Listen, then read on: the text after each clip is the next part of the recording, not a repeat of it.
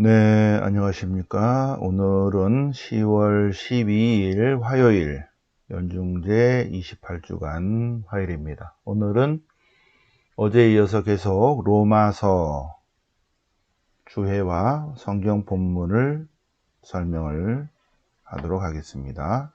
네. 자,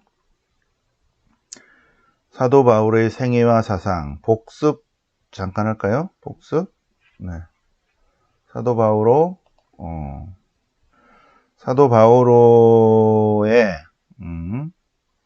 바오로가 직접 쓴 편지는 7개다. 예, 그래서 그거를 바오로 친서라고 한다. 그래서 데살로니가 1서, 갈라티아서, 고린토일서, 필리피서, 필레몬서, 고린토이서, 로마서 이렇게 7개 이렇게 있습니다. 네, 그래서 바오로 사도가 직접 쓴 편지를 통해서 바오로 사도의 사상, 신학, 예, 그의 인품 이런 것들을 알 수 있는 거고 또 하나 바오로에 관한 거는 사도행전을 통해서 알 수 있다. 사도행전. 근데 사도행전은 루카복음사가가 썼다. 루카복음사가는 바오로 사도를 만난 적이 없다. 따라서 그의 주관적으로 썼다는 내용이고, 출생 연도는 예수님하고 약 10년 정도 차이 날 걸로 그냥 이렇게 추정을 합니다. 출생지는 타르수스, 지도에서 어저께 봤죠? 타르수스에서 태어났다. 가족은 독실한 유다교 가정에서 태어났다. 철저한 바리사이파다. 예. 근데 아버지가 유다인인데도 아버지가 로마 시민권이 있어요. 그래서 바오로 사도도 태생 로마 시민이었다. 예, 그리고 유학 가서 공부했다. 가말리엘의 제자였다. 그리고 그는 홀몸이다. 이 홀몸이다에서 그가 미혼인지 아니면은 부인을 잃었는지 상처했는지 아니면 별거 중인지는 모른다. 어쨌든 그는 홀몸으로 복음을 전했다. 바오로라는 이름은 그전에는 사울이라고 그랬다.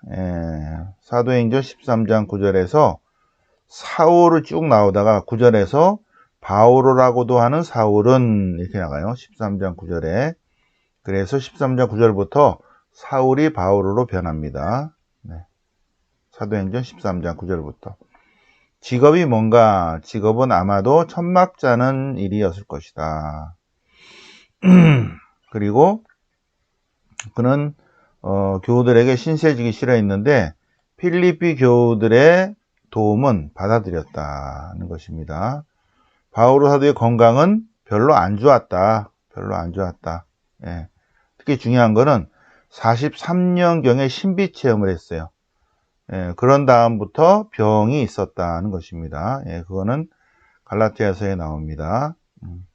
성격은 명상가는 아니다. 명상가는 아니고 무언가를 깨달으면 바로 행동으로 옮기는 투사형인데 좀 정열적이고 다혈질적인 사람일 거로 추정한다.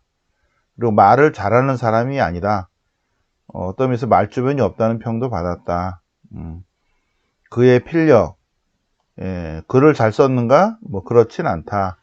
그러나 감동적인 글은 썼다. 그리고 대부분의 감옥에 있을 때 빼고는 대부분이 대필시켰다. 그 당시에 유행했던 것 같아요.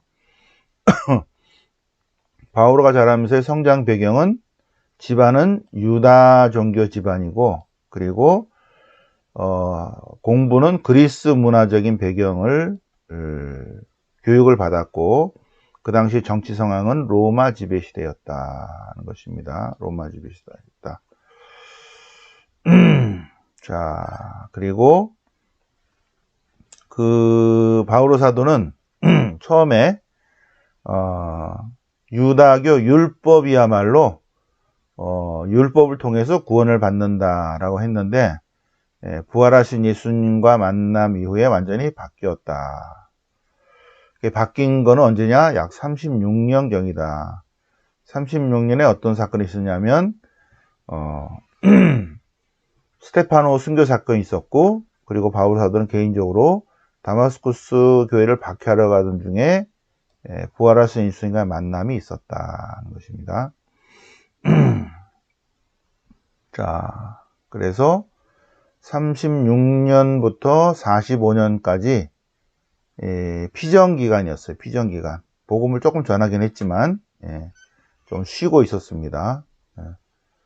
그래서 타르수스에서 바오로 사도가 있었죠. 근데 바르나바가 바오로를 찾아갔어요. 그래서 1년 동안 공동 사목을 했습니다.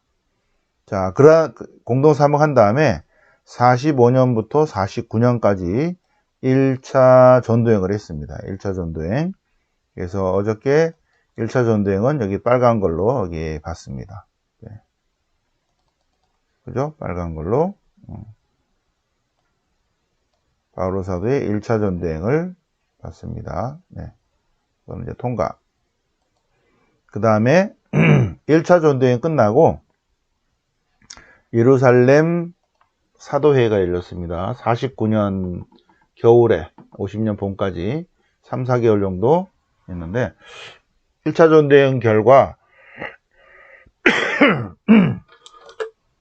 1차 전도행을 한 다음에 많은 이방인들이 그리스도교로 입교를 했는데 중요한 게 뭐냐면 이 이방인들이 그리스도인이 됐는데 유다율법을 지켜야 되느냐 하는 거예요. 그래서 어떤 사람은 유다율법을 지켜야 된다, 어떤 사람은 안 지켜도 된다. 그래서 회의를 열렸죠. 그래서 회의의 결론이 갈라디아서 2장에 나옵니다. 갈라디아서 2장 1절부터 10절까지.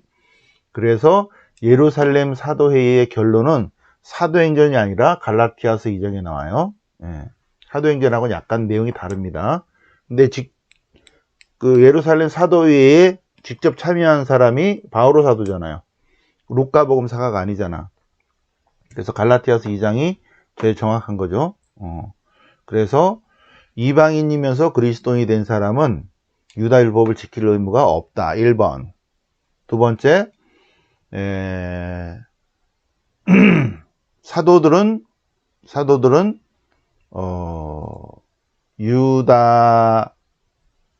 유다인들에게 복음을 전하고 바오로와 바르나바는 이방인에게 복음을 전한다. 주님의 사도들은 유다인들에게 복음을 전하고 그래서 유다계 그리스도인이 되도록 하고 바오로와 바르나바는 이방계 그리스도인들을 위해서 이방인들을 위해서 복음을 전한다. 이게 두 번째 결론이고 세 번째 결론은 예루살렘의 가난한 사람들을 위해서 바오로와 바르나바가 이방인들을 상대로 해서 복음을 운동한다. 이게 이제 세 번째입니다. 제일 중요한 게 1번이죠. 이방인이면서 그리스도인 된 사람은 전혀 아무것도 지킬 필요가 없다가 예루살렘 사도회의의 결론이었다. 그 다음에 또 하나 안티오키아 사건이 있는데 안티오키아는 바오로 사도가 1차, 2차, 3차 전도여행 1차, 2차 출발점 출발하고 종착지 그리고 3차 전도행의 출발점이죠. 시리아의 안티오키아 세 번째로 큰 도시예요. 세 번째로 큰 도시 로마 그 다음에 이집트 알렉산드리아 다음에 100만 명이고 여기는 50만 명 정도 되는데 그 당시에 로마 제국에서 세 번째로 큰 도시였다. 근데 이 안티오키아에 그리스도인들이 이제 이방인이 그리스도인인 사람, 유다인이면서 그리스도인 사람에게 혼합 공동체가 됐는데 그때 이제 예루살렘 사도회가 있는 다음에 그러고 그렇게 편지를 다 보냈고 베드로가 갔어요. 안티오키아에. 그래서 베드로가 이방인들과 함께 성찬의 전례를 했죠. 지금과 같은 미사가 아니고 음식을 실제로 나누는 거였어요. 그런데 예루살렘에서 누가 온다는 소식을 듣고 베드로가 거기에 참석을 안 했다는 거죠. 그래서 바오로 사도가 막 뭐라고 했다 그 얘기입니다. 그게 안티오키아 사건이다. 왜 우리가 회의한 결과대로 따르지 않느냐라는 거였어요. 그래서 바오로 사도는 그곳 교우들 앞에서 공공연하게 베드로의 잘못을 지적을 했다. 예. 그래서 이방인들은 율법을 지킬 필요가 없는데, 예. 사도회의 규정이 있는데 왜 그거를 지키지 않았는가 하는 그런 내용입니다. 안티오케 사건.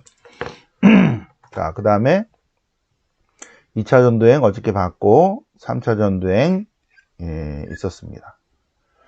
3차 전도행 때, 2차 전도행 때는 테살로니가 일서를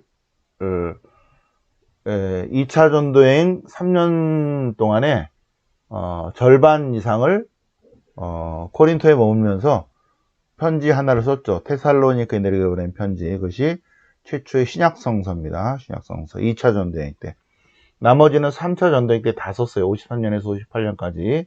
그래서 3차 전도행 때 맨 마지막으로 우리가 공부하는 로마서를 썼다. 에페소에서 3년 동안 머물면서 거의 갈라티아서, 고린토일서, 필리피서, 필레몬서, 고린토이서의 일부분을 거의 다 에페소에서 썼어요. 여기 3년 동안 머물면서. 예, 그리고 이제 코린토로 가서 로마서를 썼죠. 네. 그 다음에 3차 전쟁이 끝난 다음에 바로 예루살렘으로 가서 체포됐습니다. 예루살렘에 가서 체포돼서 2년 동안 가이사랴 감옥에 갇혔다가 체포돼서 갇혔다가 그 다음에 항소를 해서 로마로 가게 됐는데, 이 체포 구금된 게 2년이고요. 로마로 가는 게 1년이었어요. 그리고 가택연금은 2년 정도 했고, 그래서 63년에 풀려났어요. 63년에.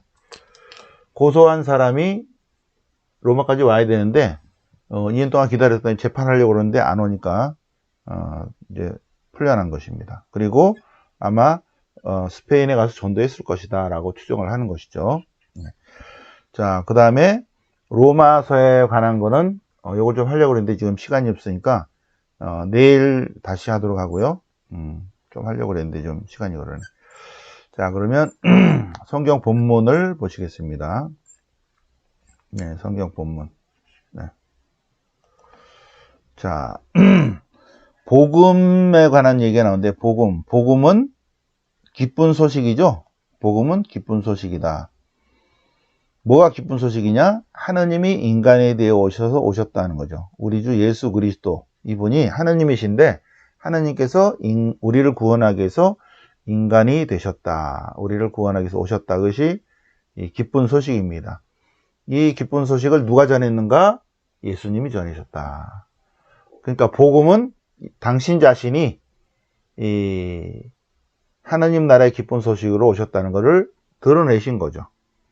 복음은 예수 그리스도이시고, 복음을 누가 전했냐면 예수님이 전하신 거죠. 예수님.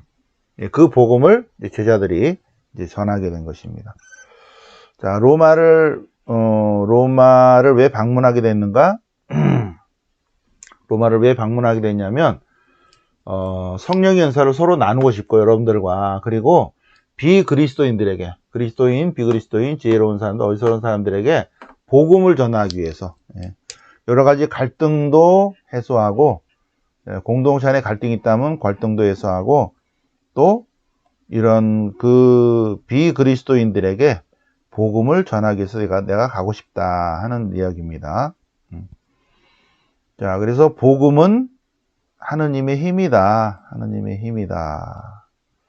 복음 안에 하느님의 의로움이 있다. 하느님께서는 당신의 본성, 보이지 않는 본성, 그분의 영원한 힘과 신성을 모든 사물 안에 다 심어 놓으셨고, 알아차릴 수 있게 했습니다. 알아차릴 수 있게, 깨달을 수 있게 해놨는데, 사람들이 그걸 보고도 감사드리지 않았다. 그래서 이 세속의 영매인 사람들이 불멸하시는 하나님의 영광을 썩어 없어질 형상으로 바꿔버리고, 하느님의 진리를 거짓으로 바꿔버렸다. 창조주 대신에 피조물을 섬겼다. 예. 그것이 인간의 죄다. 인간의 죄다. 네. 그래서 이게 오늘 독서인데, 복음 안에 하느님의 의로움이 있다는 거죠. 복음 안에 하느님의 의로움이 있는데, 예, 그리고 꼭 복음을 안 전하더라도 온 세상 만물 안에 하느님의 당신의 본성을 다 드러냈는데 사람들이 알고도 그걸 받아들이지 않았다. 깨달을 수 있게 했는데도 불구하고 그들은 하느님을 알면서도 그분을 찬양하지 않고 감사드리지 않았다. 왜? 때가 너무 많이 꼈기 때문에 그렇시다. 마음의 어두움 때문에 그렇게 되었다. 네. 그래서 바보가 되었다. 요거를 다시 한번 오늘 잘 묵상을 해 보도록 하겠습니다. 내일 다시 주에서 내일까지 3일 동안 주에서 조금 더 보고 계속해서 다시 한번 묵상을 해 보도록 하겠습니다. 영광이 성부와 성자와 성령께 처음과 지지 항상 영원히 아멘. 성부와 성자와 성령의 이름으로 아멘.